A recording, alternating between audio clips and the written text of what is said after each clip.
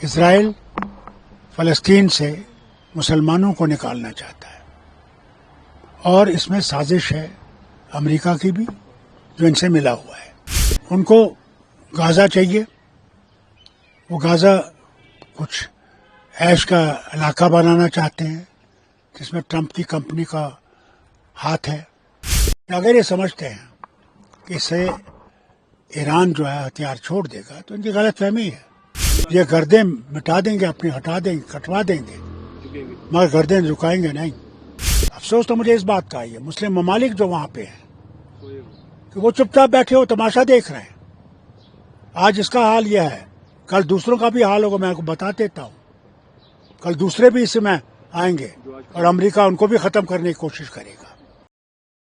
دیکھیے میں آپ کو یہ بتاؤں، لڑائی کبھی کسی کا حل نہیں ہے.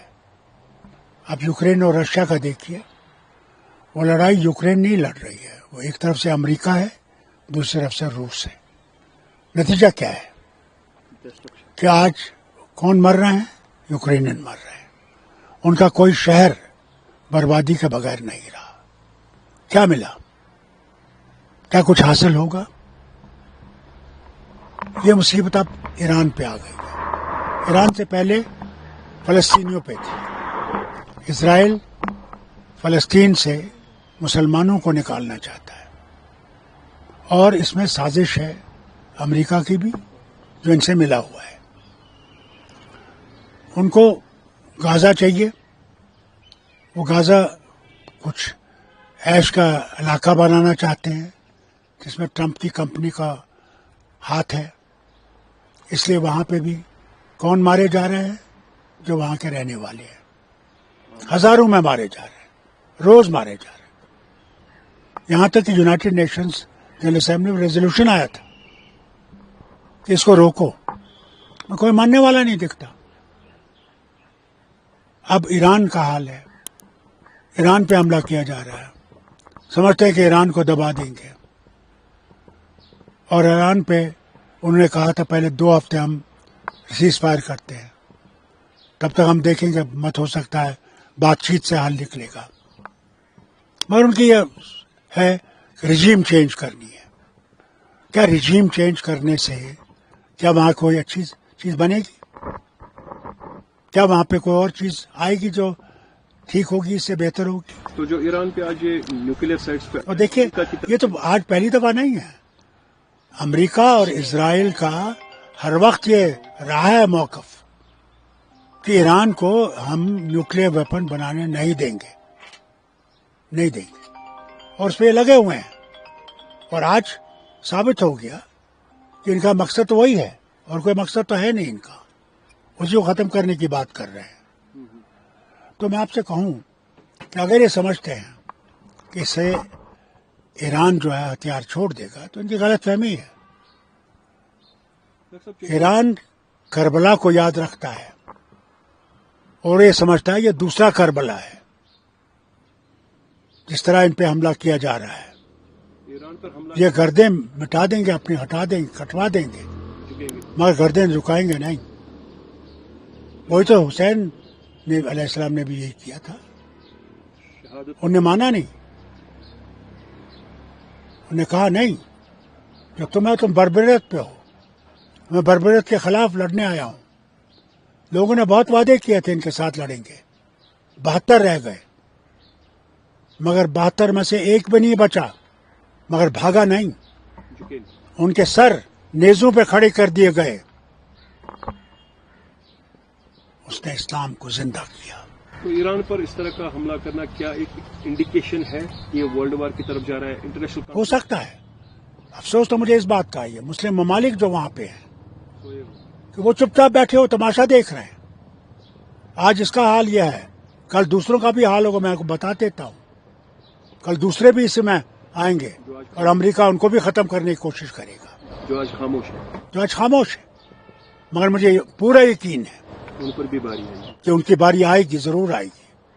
اگر آج نہیں جاگے تو پھر اللہ ان کو ہے بس انتظار کرے، ان کا وقت آنے والا ہے. انڈیا پاکستان کو تو ٹرمپ نے انٹروین کیا، یہاں کسی کی پاسبلٹی ہے کوئی انٹروین کرے تاکہ یہ؟ دیکھیے ٹرمپ کیونکہ اس میں انٹرسٹڈ ہے، اسے جس سے ہم امید کر سکتے تھے کہ وہ اس میں انٹروین کرے گا وہی انٹرسٹ وہ خود اس میں ہے، یا اب اس کی دوسری جنگ ہے. ایک تو پہلے وہ یوکرین سے اور رشیا سے لڑ رہا ہے، اب یہ دوسری جنگ ہے. تو اس کا امپیکٹ اس کا مطلب آہستہ آہستہ یہ دنیا کی تیسری جنگ کی طرف چل رہا ہے. تو ہمارے ملک پر اس کا کیا اثر پڑ سکتا ہے؟ سب سے بڑا فرق تو یہ پڑے گا آپ کو، آج یہ کچھ بھی کہیں تیل سب سے انہی کے ہاتھ سے آتا ہے. جب وہ بند ہو جائے گا تو پھر ہماری اکانومی کو بھی سفر کرنا پڑے گا. یہ کبھی بھولیے مت، ہم کتنا چلائے آسمان سے، ہمارے پاس بہت ذخیرے ہیں. ذخیرے ہر وقت نہیں رہتے ہیں، ذخیرے ختم ہو جاتے ہیں. اس لیے ہمیں بھی اپنا کیا خدشات ہیں انڈیا پاکستان کے درمیان پھر سے اس طرح کے؟ کیا پتا، کچھ پتا نہیں کیا ہوگا، اللہ جانتا ہے، کچھ کہہ نہیں سکتے. ٹرمپ صاحب نے ابھی وہاں کے فیلڈ مارشل کو کھانے پہ بلایا تھا. انہیں جو ان کی پریڈ ہے اس میں ان کے مہمان ہیں. مجھے نہیں پتا وہ کون سی کھیل کھیل رہا ہے. ایک طرف سے ہندوستان کو بھی رکھا ہے ہاتھ میں، پاکستان کو بھی ہاتھ میں رکھا ہے.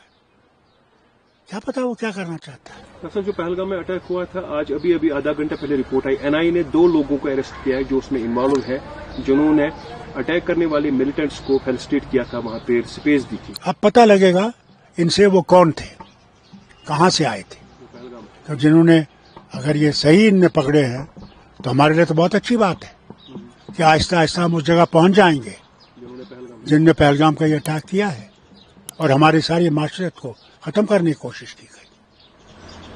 ڈاکٹر صاحب ہم سے بات ایک بات ہے، چونکہ 8-9 مہینے پہلے آپ نے کوکرناگ بھی کہا تھا، انٹرنیشنل ایشوز اپنی جگہ، جنگ اپنی جگہ، ہمارے اپنے بھی کچھ حق ضرور ہے. سب سے بڑی چیز ہمارا اسٹیٹ ہوڈ ہے. اسٹیٹ ہوڈ کیوں نہیں بحال کرتے؟ ہم سے بار بار کہتے رہے ہیں، آپ نے وعدہ کیا ہے، ہم سے ہی نہیں سارے وطن سے وعدہ کیا ہے کہ ہمارا اسٹیٹ ہوڈ ریٹرن کریں گے. آج تک یہ 2 اسٹیٹ کے الیکشن نہیں کروا سکے، نگروٹا اور بڑگام. 4 سیٹیں ہیں راجیہ سبھا کی، وہ کیوں روکی ہیں؟ کیا یہ ڈیموکریسی ہے؟ کیا یہ آئین کے تحت ہے کہ روک دیا جائے؟ ہمیں بھی حق ہے وہاں بولنے کا، وہاں اپنے معاملے اٹھانے کا. ایل جی صاحب شاید اس لیے فائل کو بھی سائن بھی نہیں کر رہے جو عمر صاحب نے کیبنٹ میٹنگ کے بعد بھیجی تھی، ری آرگنائزیشن ایکٹ، تاکہ یہاں سی ایم صاحب لوگوں کو ڈیلیور کرے جو انہوں نے مینیفیسٹو میں بات کی. یہ ہے، یہ جو ڈیول پاور ہے اس کو ختم ہونا چاہیے، تب ریاست آگے چلے گی. یا تو ان کا مقصد ہے کہ ایسے چلے اور ہمیں غلام رکھیں. ہم غلام نہیں ہیں، ہم ہندوستان کے باشندے ہیں. ہم میں اور دوسروں میں فرق نہیں ہونا چاہیے.